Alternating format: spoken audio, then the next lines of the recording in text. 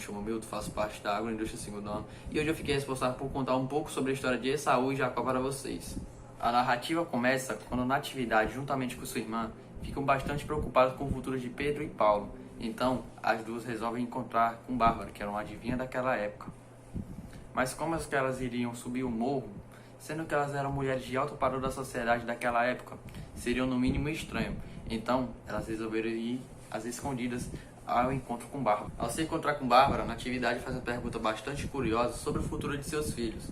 E Bárbara responde de uma forma espantosa, por causa que ela viu que os dois eram problemáticos desde a época da sua gravidez. E Natividade acaba confirmando a história, dizendo que ela teve uma gravidez bastante conturbada por causa disso, dizendo que os dois brigavam direto dentro de seu útero. Então, as duas conversando, na conversa entre amigas, Natividade acaba aqui soltando a verdadeira origem do nome de seus filhos, na qual ela estava assistindo a uma missa e ela acaba que viu dois nomes, né, de São Pedro e São Paulo, e ela acabou nomeando os dois com o nome desses santos. E analisando o futuro de Pedro e Paulo, Bárbara acabou soltando que eles seriam bastante grandiosos quando eles crescessem, mas que brigariam pela vida toda.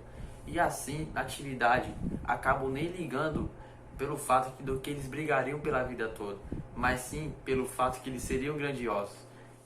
E na medida que eles cresciam, mais suas brigas ficavam mais violentas ainda.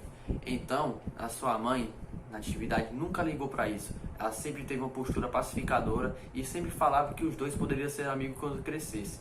Eles foram crescendo e os dois acabaram por participar da política. Eles adotaram partidos opostos, ou seja, Pedro era a favor da monarquia e Paulo era a favor da república. O Pedro, como ele era uma pessoa que queria ficar na sua zona de conforto, ele nunca quis mudar. Então, ele era muito a favor da monarquia. Já Paulo já não era muito a favor da monarquia. Ele era a favor da república. E suas brigas iam aumentando e aumentando até que eles conheceram uma moça chamada Flora. Flora era a filha de Batista, que era amigo de seu pai, Santos. E como os pais já se conheciam, os filhos automaticamente também se conheceram. Então, os dois se apaixonaram por ela. Aí já dá pra ver uma disputa, né, mano? Uma disputa entre os dois para ver quem ficava com a Flora. E a Flora gostava dos dois. Então, foi uma disputa bastante acirrada. Então, por causa da monarquia, Flora e seu pai, que era Batista, tiveram que se mudar para o norte.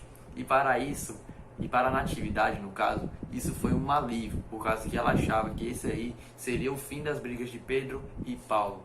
Mas não foi. Nessa época, houve a proclamação da República, então Batista e Flora voltaram para sua casa no Rio de Janeiro. Flora ficou bastante feliz, até porque ela voltou para os dois irmãos, mas Batista nem tanto, até porque ele estava sem emprego nenhum na política e ele teria que apoiar a República. Natividade, sem ter o que fazer, acabou que chamando novamente o conselheiro, até porque Flora tinha voltado para a cidade e o motivo das brigas dos dois irmãos aumentou bastante, até que o conselheiro propôs para os dois irmãos uma proposta de tempo de 3 meses para que cada um tivesse um tempo bastante para conquistá-la. Mas como Flora era bastante decisa, ela foi se refugiar em uma cidade chamada São Clemente. Com a morte de Flora, Natividade achava que os problemas entre os dois irmãos acabariam para sempre, mas esse foi um pensamento completamente errado, até porque os dois irmãos brigavam até por quem passava mais tempo em frente ao túmulo de Flora. De certeza, os dois irmãos ficaram completamente arrasados com a morte de Flora, mas isso com o tempo foi passando até que eles se envolveram de forma direta na política. E como a república já estava instalada, os dois irmãos se filiaram a partidos opostos e novamente Natividade achava que esse era o problema, que os dois irmãos eram de partidos opostos, ou seja, rivais.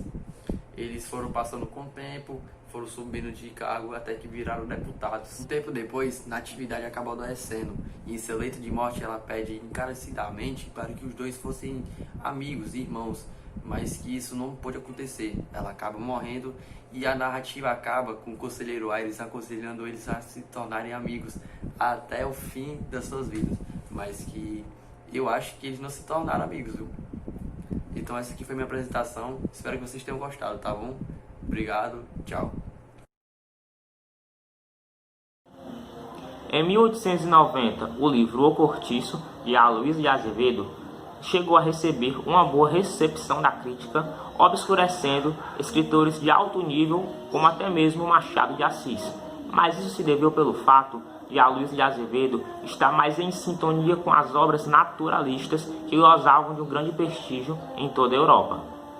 O livro, de 23 capítulos, relata a história de um bairro pobre denominado O Cortiço, na cidade do Rio de Janeiro.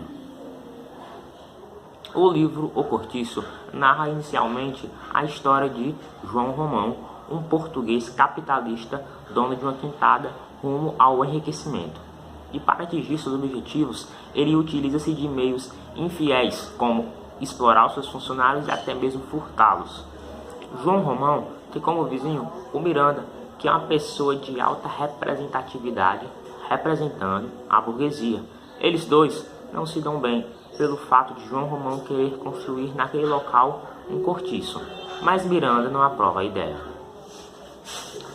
Com inveja de Miranda por ter um status social mais elevado do que o dele, João Romão passa por privações para enriquecer mais do que o seu oponente. Romão, trabalhando ardorosamente, acaba por construir um cortiço, onde aluga quartos muquifendos para pessoas pobres e acaba ficando cada vez mais rico. Mas as suas perspectivas mudam quando seu vizinho, Miranda, consegue o título de barão. João Romão entende que não é necessário apenas ganhar dinheiro, mas sim ostentar uma alta posição social, como vestir roupas finas, frequentar lugares requintados, ler romances e etc., se assemelhando à vida de um barão, assim como seu opositor Miranda.